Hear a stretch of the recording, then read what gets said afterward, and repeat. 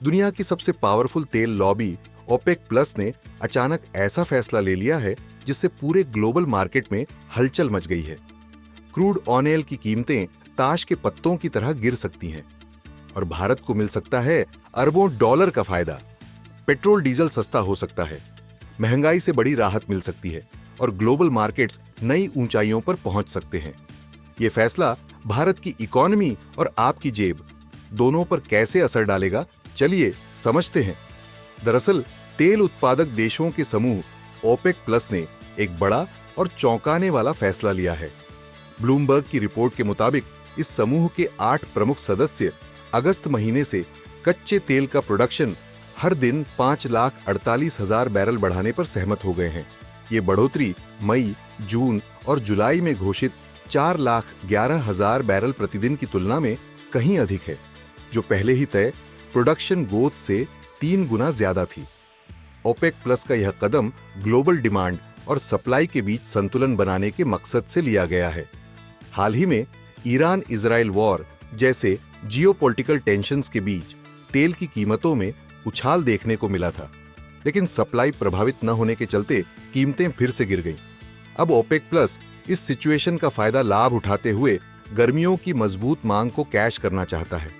OPEC के Vienna स्थित सचिवालय ने कहा है कि यह फैसला स्थिर वैश्विक आर्थिक दृष्टिकोण और स्वस्थ बाजार फंडामेंटल्स के आधार पर लिया गया है।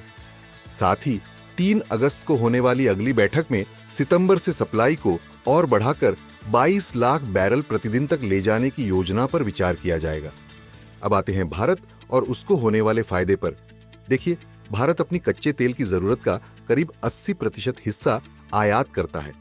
ऐसे में अगर अंतर्राष्ट्रीय बाजार में क्रूड ऑयल की कीमतें गिरती हैं तो इसका सीधा फायदा भारत को मिलता है।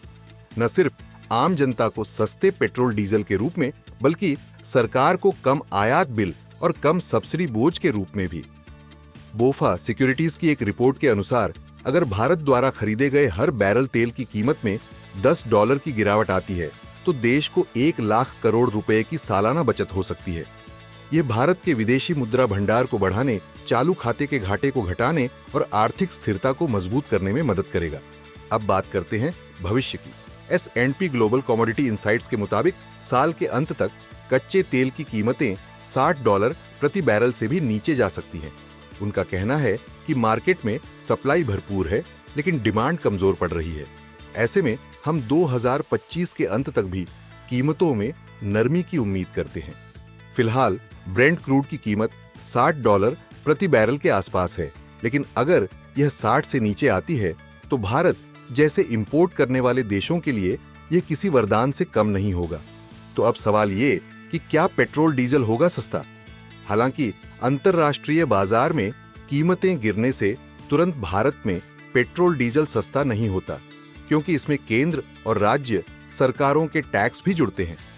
लेकिन अगर तेल कंपनियों की लागत घटती है तो वे खुदरा कीमतों में कटौती कर सकती हैं।